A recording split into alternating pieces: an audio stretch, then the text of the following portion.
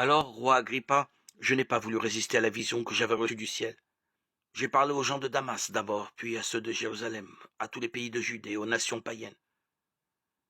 Je les exhortais à se convertir et à se tourner vers Dieu en menant une vie qui exprime leur conversion. Voilà pourquoi les Juifs se sont emparés de moi dans le temple, et ils essayaient de me tuer. Mais Dieu m'a envoyé du secours, si bien que j'ai tenu bon jusqu'à ce jour, pour rendre témoignage devant petit et grand.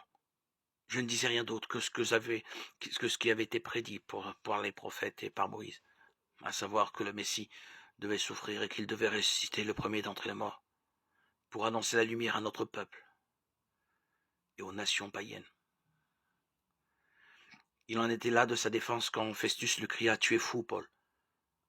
Avec toutes tes études, tu tournes à la folie. » Mais Paul répliqua « Je ne suis pas fou, Excellence, mais je parle un langage de vérité et de bon sens.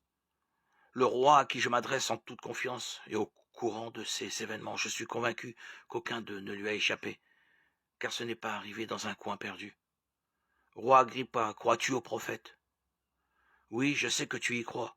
Agrippa dit alors à Paul, encore un peu et tu vas me persuader que tu as fait un chrétien. Paul répliqua encore un peu ou encore beaucoup, je voudrais prier Dieu pour que non seulement toi, mais encore tous ceux qui m'écoutent aujourd'hui deviennent exactement ce que je suis, sauf les chaînes que voici. Le roi se leva ainsi que le gouverneur Bérénice et ceux qui étaient avec eux. En se retirant, ils se disaient entre eux, cet homme ne fait rien qui mérite la mort ou la prison. Et Agrippa dit à Festus, cet homme aurait pu être relâché s'il n'en avait pas appelé à l'empereur. Actes des Apôtres 26, 19, 32.